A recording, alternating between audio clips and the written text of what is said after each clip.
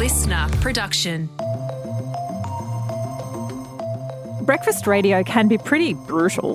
The 4 a.m. wake-ups, the competition, trying to stay at the top of the ratings, and, of course, there's always the unpredictable talkback callers. But Laura O'Callaghan just loves it. She quickly carved out an impressive space in the world of brekky radio, joining Roo and Ditz on Triple M Brekky in Adelaide. So that was back in 2021, and she very quickly made her mark and took home Best New Talent at the Commercial Radio Awards just last year. Roo, Ditz and Loz have continued to stay at the top. They've taken out the number one spot for breakfast radio in Adelaide for the past 6 months. But it's not all glitz and glamour, and in this chat with Loz, we talk about ambition, we talk about perfectionism, we also talk about being a woman in a historically pretty blokey space and certainly on a pretty blokey show. And later in the show, Helen Smith, my divine producer, joins me for the weekend list where we chat about what we're currently watching, doing, listening to and everything in between. But first, here's my chat with brekky host Laura O'Callaghan. Thanks for joining the weekend briefing, Laura. An important question about breakfast commercial radio. Yes. Are full names allowed or nah? Because it's Loz, Roo, Ditz, Schmitz, Blitz, Whipper, Snipper, Tripper. Davo. Yeah, the whole shebang. I don't think they are allowed. You know what? My name is Laura, and because I go by Loz on the show, everyone assumes it's Lauren, which is just a delightful part of my life. I'm having to explain to everyone that my name's not Lauren, it's Laura. And the reason why I'm called Loz on the show is because many, many years ago when I started out in breakfast radio, there was already a Laura who was on air at that station. And they couldn't have two Lauras, so they had to call me Loz. And then it just kind of, without, any intention of mine, it became a sort of brand thing, and then I couldn't change it. And now I live with that every day of my life. But and how do you feel about that, Loz? I don't really care. But I mean, it's just a name. But it is kind of, the hard thing is, and this happens often, is that people will call me Lauren thinking that that's my name, which is totally fine. And then I have to correct them. And it's just this whole thing that goes on. And if you don't correct them, then they keep doing it. And then it goes on for too long. And then someone else says, actually, her name's Laura. And they look at me like, you've allowed me to say your name wrong for 2 years now. What's wrong with you? You're a psychopath. Yeah, that must be really hard, Lauren. Triggered. No, I mean, it's a small issue. But, yeah, no, it is interesting, the nickname thing. I think it's a catchy sort of thing. And I think it is an old world radio thing, like an old school thing that I don't know if we'll ever shake off. But, yeah. Yeah, because I'm Antoinette with 10 letters. Does that immediately preclude me from commercial breakfast radio? Well, you'd be 20, wouldn't you? 20? Oh. Yeah. 20. I'm going to have to work on that and see if I'm okay with it. But let's walk it back a little bit. Who did you grow up listening to on the radio and admiring? Okay, so in Adelaide, there was a show with James Brayshaw and Amanda Blair, and they were on breakfast radio on SAFM, and I bloody loved it. We listened to it every morning. Her laugh was like a cackle. And I remember going to see one of their OBs at Tea Tree Plaza, which is like a Westfield shopping thing. And I just thought it was so cool. I just thought it was awesome. And they really, I have memories of breaks they did from 2000, really funny how that sticks with you. So that's what I listened to when I was a kid. As I got older, I was probably sort of more Triple J, trying to be cool, and a bit of the radio station in Adelaide, which played dance music, was fresh. So I was listening to that. And I got a bit more sort of underground as I became a teenager. So I wasn't listening to heaps of commercial stuff as I got older. But it was a big part of my life growing up, radio. Listened to it a lot. And you started in community radio. Yeah. And that was Fresh FM in Adelaide. Yes. And then it seems like pretty quickly your career exploded, for want of a better word, and you nabbed an award for Best New On-Air Talent in the metro market at the ACRAs just last year. Well, it might from the outside seem like it exploded. I mean, it's funny how that happens, that the overnight success things, usually people have been working for 10 years and no one's paid any attention to them. So has it been 10 years? I've been doing it for nearly 7 years now, brekky radio. So I was at Fresh for a while and loved it. Just cruising along, and I'm not a terribly ambitious person. I think that's probably not the thing you meant to say out loud, but I very much just do what's in front of me and just try and enjoy it. And I think that's worked in my favour a lot because I haven't been too worried about making great leaps and doing that sort of stuff, but I've just done the shit out of my job. I've just really enjoyed it a lot, and then opportunities have come from that. So being at Fresh was a great learning place because it's community, you can try things, the stakes are a bit lower. And then this opportunity at Triple M came along and I was very nervous. It freaked me out a lot, but decided to sort of take the leap, and my gut sort of said yes underneath all of the nerves, and that's when the sort of, the awards and stuff like that. But yeah, there was a lot of work that went on beforehand, but it wasn't like I was striving and, trying, I want to be an award-winning radio presenter. It was just, I was just doing what I loved.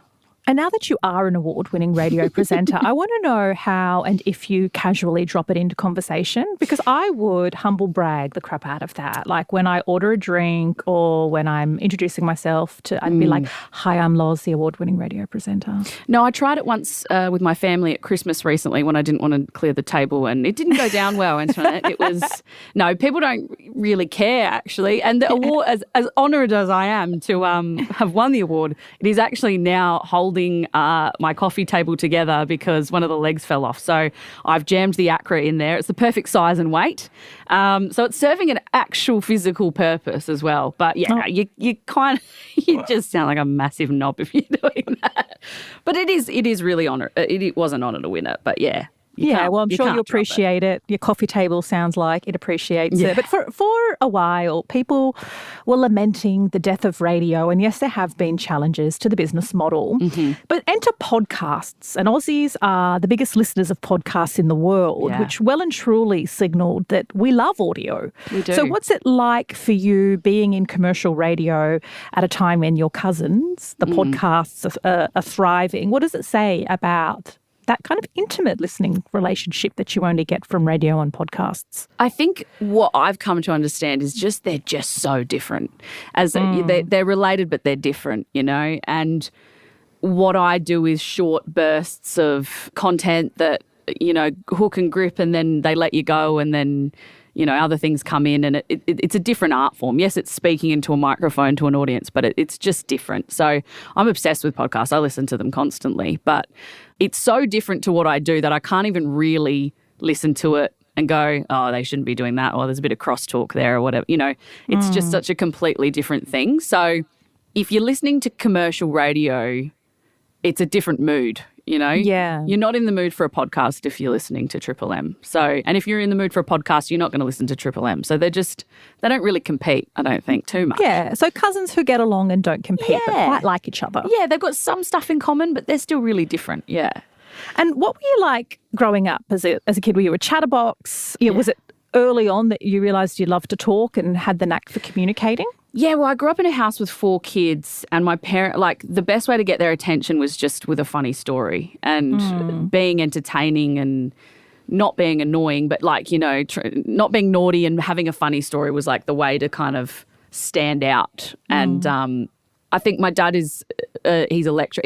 He's a really good storyteller, and I don't know. It's funny because he's Irish heritage, and I think there is something in that just that storytelling around the table or around the hearth. There's something in the blood with it, and some people just have that gift of the gab, and he definitely does. So I grew up with the best of them and sort of watched how it worked and the art of it and the pauses and the where to lay a punchline, where to hold back, and it kind of just becomes a part of you, that sort of thing. So I definitely grew up in a house that was very much a storytelling-oriented environment, and we loved radio. They had the radio on constantly, loved movies and just content in general and entertainment. And, and I also think that it's just in my nature to be I am very chatty, I'm very impulsive, very curious. So with the radio stuff compared to podcasts, I think I'd be much better at radio than podcasting because I move on pretty quickly from a time. 3 minutes is about as long as I want to bloody talk about something, and then I'm ready to go to something else. So yeah, it does suit me. And when I was little, you could probably maybe have seen that. But yeah, I don't think anyone was looking at me going, radio. But it does make sense. You said you're one of four, like boys, girls. What's the mix? So elder sister and then two boys in the middle, then me as the younger sister. So me and my sister kind of sandwich the boys, oldest to youngest. And we're all completely different. And we're all sort of, I'm 5 years apart. So they all kind of were close together, and then I was the youngest by 5 years. Mm-hmm. And I think that also plays into it. Being the youngest of four, being a girl, being 5 years apart from them. It's like the perfect storm of needing to find a way to get attention and talking and trying to communicate. And it kind of trained me in a weird way for radio. Well, I was interested in the gender mix in your family because you've entered Triple M Breakfast, which is historically quite a blokey place. It's a pretty, blokey spot with a lot of male listeners. And you've previously said that nothing has pinged your feminist antenna at all. So do you think things are changing in terms of the content and jokes, or is your antenna just a little bit relaxed? Look, I feel it all. I see it all. I'm absolutely a feminist, and I see a lot of misogyny every day in my everyday life. But nothing here has made me genuinely uncomfortable, and I think that I can definitely take a joke and I can definitely see the difference between ingrained misogyny and then just sort of a bit of jest. And I think that's a skill in itself that not everybody has. I think sometimes there's an art to realising the difference between the two and not getting bogged down in every micro thing that you see, because you end up just wasting a lot of energy and time on that. But ironically, I've worked in much more I don't know how to say this without problematic workplaces that have maybe appeared to be much less so from the outside than this. This is a very even, organic sort of. There really isn't, that stereotype doesn't apply, and I sort of was looking for it to be quite honest. When I first arrived, I was going, here we go, where's it going to be? But no, in a real sense, it really hasn't come up.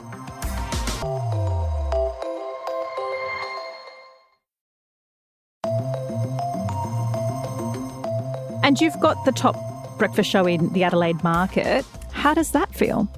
Look, it feels good, but it's one of those things where you can't really think about it too much because, first of all, the way the industry just changes so rapidly and people who are on top, you could never imagine them being anywhere on top, aren't anymore. And that can happen in one survey. You can go from king to sort of peasant in a survey. So if you're worried about that too much and your self-esteem or your concept of success is based on survey results, it can be like heartbreaking if it doesn't work out. And then that can affect your productivity, your energy, your output, your inspiration. So it's about the balance of not being too obsessed with the ratings, because the minute you let go is the minute you start being yourself and you're not so fixated on the outcome and more fixated on how do we just make this show the best, like today, this morning, the best it can be. Then, it kind of ends up working out much better. But it is really hard to get to that place. Well, it might. Let's go back to what you said earlier about you not being particularly ambitious, which in some ways can sound like it's incongruent with very competitive commercial radio. But do you think that, not the lack of ambition, but the way in which you process or deal with ambition works for you? I think so. I think it's always worked for me to just focus on the moment, the right here, right now, and being really interested in what's happening in front of me. And I found that in turn, if you do every moment like that, then all the moments add up to something fantastic, and then that ends up working out really well for you. If you're too focused on some distant goal, you don't really pay enough attention to what's going on in front of you. You don't really know how to soak in the success of the now, and you get you can kind of be a little bit disconnected, and I think that ends up being just not good for anyone. So yeah, it is really hard to do, though, to be present, but I think that that's just kind of how my brain works in that way. And it's worked out for me. And brekky radio with hours. Yeah, they're hideous. But you don't drink coffee. No, I'm a year sober now off the old bean. How and why? Well, it was just not, my body does not like coffee. It was too acidic for my gut. I was getting heartburn. I was getting digestion issues and the crash in the afternoon. I used to call it the dark place. At about 3 p.m. I'd go into the dark place, and I needed a nap in a way that was medical almost, and then that would screw up my sleep at night, and then I needed more coffee in the morning. So it was just this horrible cycle. So I just, at the end of 2022, I went cold turkey and had a week of the shakes, and it was awful actually. Oh, you're like, oh wow, proper I just, gave body. up. Oh yes, I was sick. I was very sick. I had migraines and the sweats and all sorts. But you didn't replace it with an energy drink? No, because I just thought, no. And then I started doing heroin because because I found that didn't give me heartburn. Yeah, no, less heartburn with heroin actually. Yeah, no. No, I didn't replace it with anything, and it was really awful. But then I found that once I weaned off of it, it was more the ritual that I was addicted to. Yeah. The smell, the process, the hot drink in the morning, the feeling like it was the routine of what I was doing. And without it, I got a bit like antsy. But yeah, once I withdrew from the actual drug of caffeine, everything improved quite significantly for me. Well, I'm glad it's worked out for you. Let's talk about fun, because breakfast radio is a lot of fun. So what has been your most fun and memorable moment on air? God, I think there's just moments that stick out that are so benign probably to other people. But there was a moment where Ditz, he was reading a document whilst Roo and I were doing a break, and we read out a text on the text line. And he wasn't paying attention to us. And then as soon as we finished reading it out, he looked at the text line and read it out as though no one had. And that is so good. We were so overtired, and I think we were coming to the end of a long sort of, and I lost it in a way that I don't think I've ever laughed that hard in my life, because of the look on his face of just what? And the fact that Roo and I had this secret knowledge and the audience was listening, and I just could not get my shit together. And I laughed like a month every time I thought about his face. So as we interviewed Albanese this morning, it doesn't even come close to moments like that, because that is true joy, like a raw, unexpected, organic moment of proper hilarity. Nothing can really compete with that. We do a top 5 segment every week of just basically all the mistakes. And it's my favourite segment. Funny. It's just a wrap up of all the bullshit, and it's just so good. It's been great for my mental health, this job, because I'm a perfectionist and I have a history of not liking to do things until I know I can do it exactly right. And I would re-record and, redo and polish and make sure before I felt comfortable releasing it.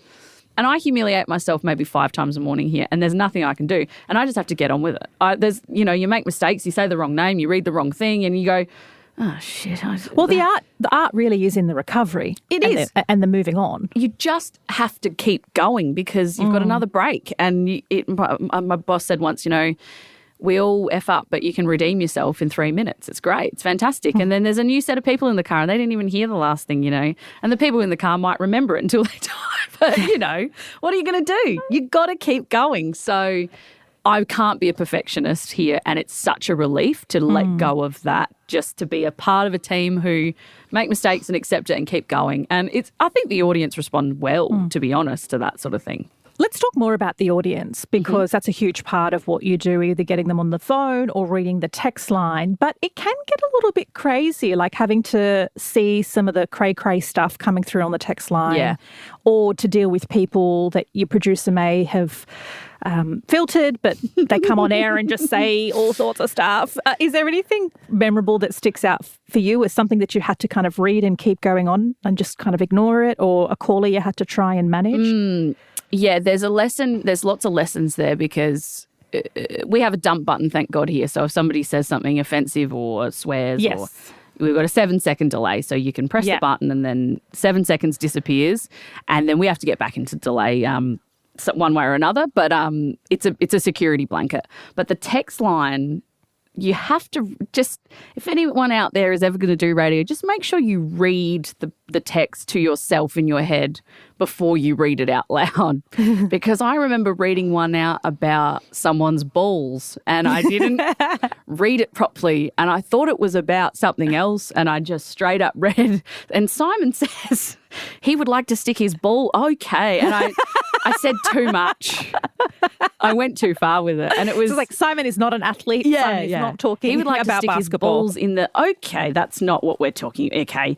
And then, you really have to be careful because you can say some pretty horrific shit. And it's live radio technically. Without the 7-second delay, you can get sued. You can get, there's a lot of things that can happen as a consequence of the dumb things you say on radio. So, yeah, but those things happen. We're human beings. I want to know what 2024 holds for you. Like, I'm someone who doesn't, I don't love New Year's resolutions. I don't even really like them, but I do prefer micro pledges. Like, I'm going to try and be a bit less of a jerk this year, or I won't let my imposter syndrome voice in my head get louder. I'm just going to turn that down a notch. How do you go with New Year's?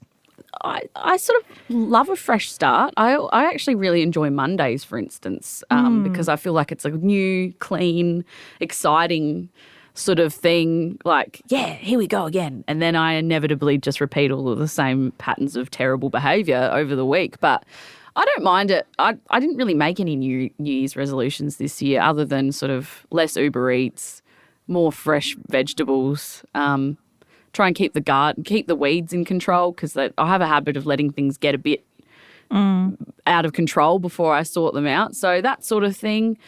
But yeah, I think being kinder to yourself is always good, and a gratitude journal, which I haven't started yet, but I've had a lot of friends say that it's made a big difference to them to sort of say every morning 5 things that they're grateful for.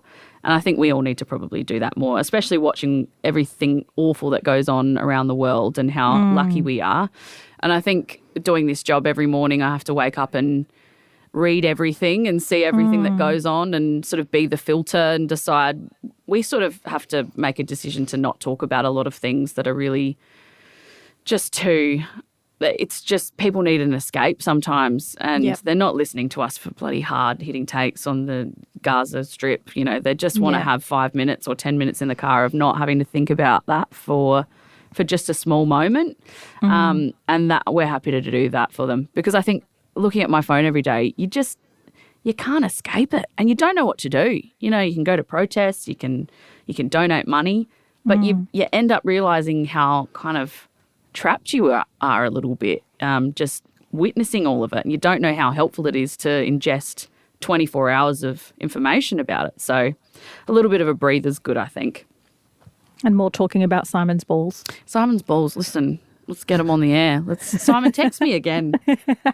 Sorry, I didn't mean, you were having this really wonderful reflective moment about the state of humanity, and I appreciate it. No, but I do appreciate the point you're making. But that Simon's people come to part of that, Yes. Everything plays a role. People do need a break. They need entertainment. They need laughs. They need Simon's balls. They need Loz, not Lauren. Yeah.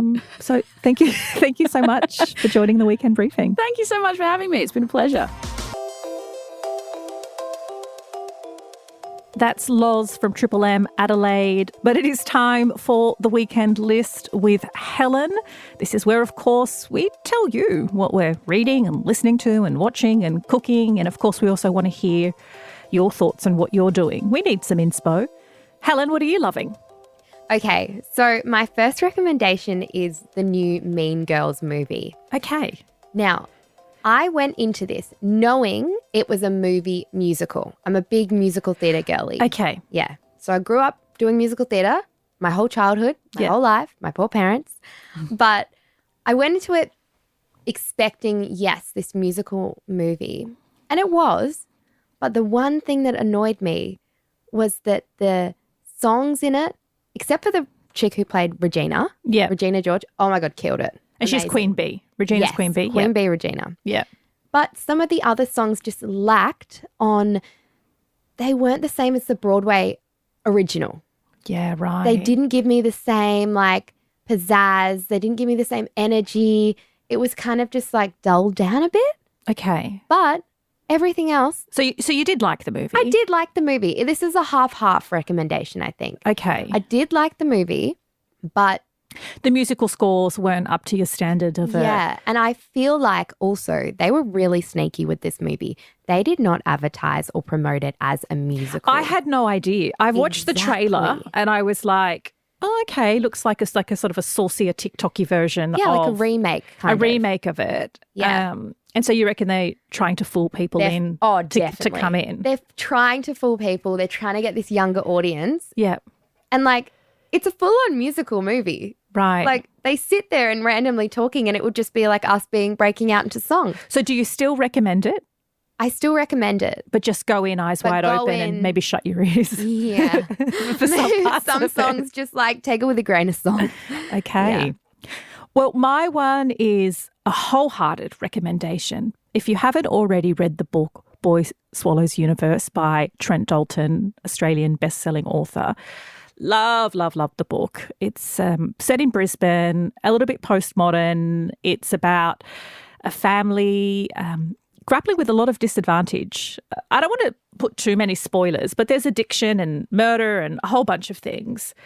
And then it's been converted into a Netflix series and it is so damn good. Like arguably, and Trent Dalton, the author, came out and said, this is better than the books. And like maybe he's being humble and that's himself. Rare. I'm sorry, but that's rare. Yeah, I mean, it's his own books. Yeah. I don't know if he's trying to be humble, but it's just brilliantly shot. The lead actor, because it's all centered around this boy who could only be, he's a school student, I don't know, no older than 10. He is just brilliant.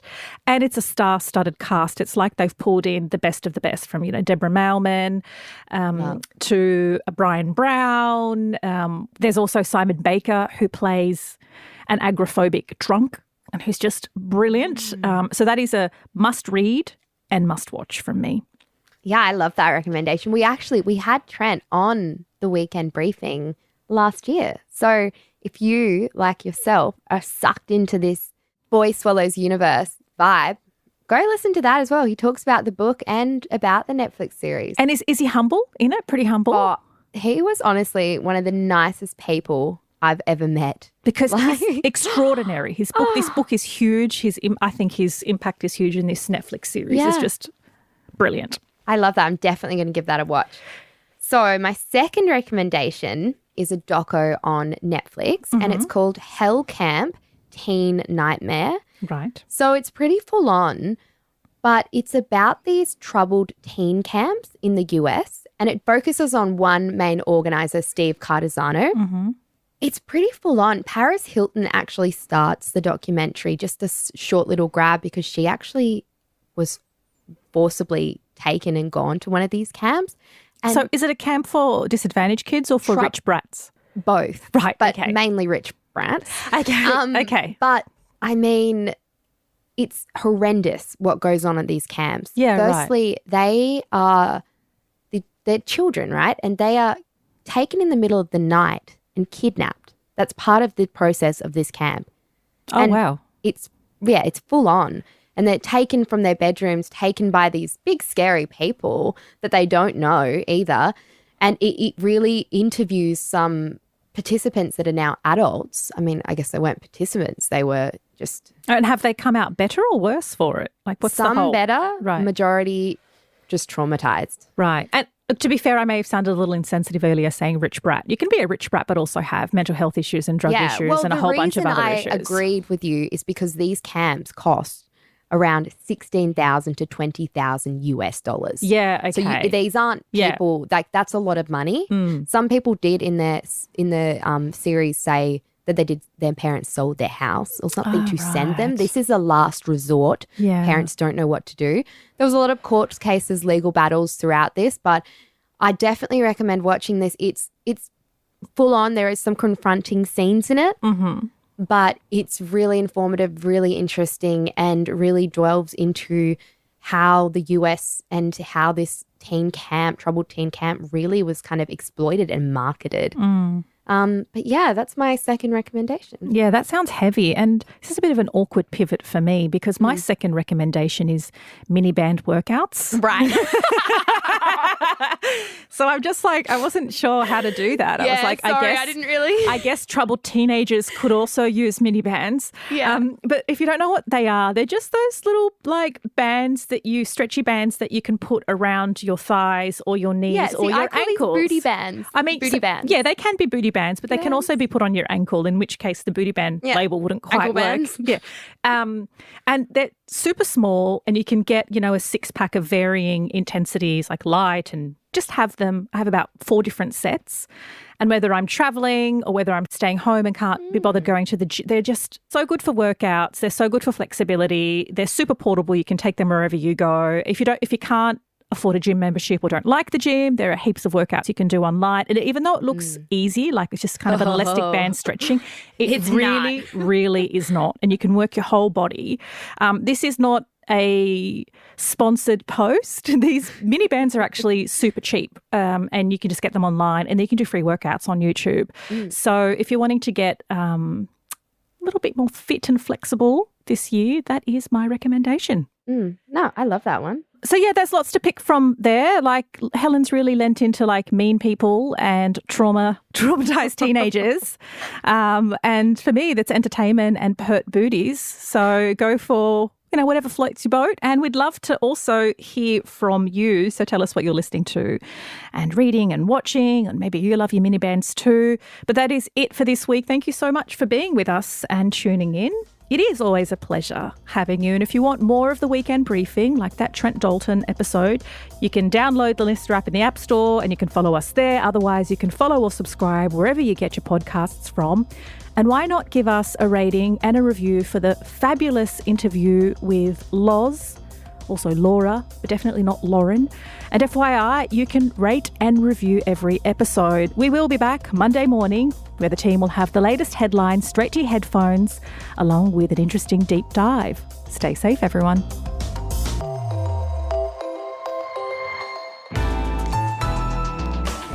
Listener.